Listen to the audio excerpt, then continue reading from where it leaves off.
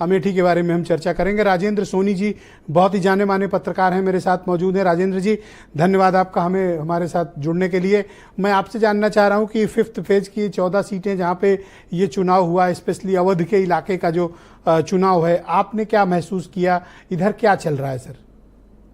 देखिए ब्रजेश जी, हमारा साफ साफ कहना है कि चूंकि ये अयोध्या है, अवध क्षेत्र में अयोध्या है और यहाँ राम मंदिर का मुद्दा हमेशा बना रहता है, तो जिस समय 22 जनवरी 2024 को प्राण प्रतिष्ठा का महोत्सव हुआ था, मेरा अपना मानना है कि उस समय भारतीय जनता पार्टी और उसके सहयोगी दलों के लिए जो लोकसभा चुनाव है वो पीक पर, उसको हाइट पर लेकर पहुंच गए थे। लेकिन जिस तरह से चुनाव और करीब आता गया, उसको उस हाइट पर मेंटेन रखना मुश्किल हो गया, क्योंकि धीरे धीरे करके जो विपक्ष है, विपक्ष ने संविधान के बदलने की बात, लोकतंत्र बचाने की बात, और इस बीच आरक्षण वाला भी विषय बड़ा चला लोगों के बीच। हाँ, आरक्षण का मामला और इलेक्टोरल बॉन्ड आ गया, फिर वैक्सीन का मामला आ गया। इसने थोड़ा सा भारतीय जनता पार्टी के वातावरण को प्रभावित किया है। और ये मानना है ब्रजेश जी के जिस तरह से अयोध्या में अगर आप आए,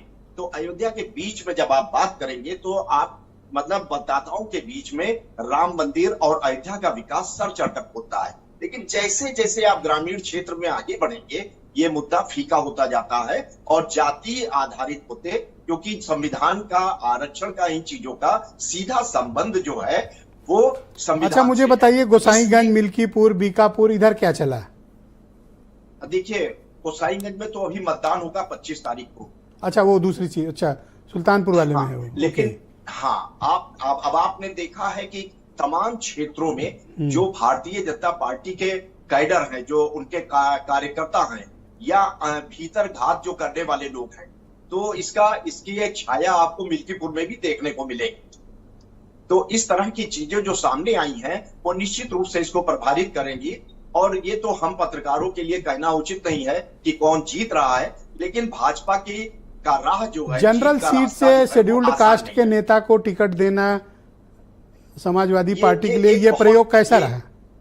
इसको क्या मानते हैं? प्रयोग इसके साथ ही हम आपको एक बात बताना चाहेंगे ब्रजेश जी, कि जिस तरह से गठबंधन के लोगों ने, कांग्रेस और सपा के लोगों ने उत्तर प्रदेश में जातीय समीकरण की बिसात बिछाई है, और उसमें उर्मी हुए, पाल हुए, धनगर हुए, मल्लाह हुए, और इसके अलावा साक के हुए, सैनी हुए, इन लोगों को जिस तरह से डिस्ट्रीब्यूट किया है वोटों को, टिकट को, और यादवों को केवल 6 वोट दे रखा है।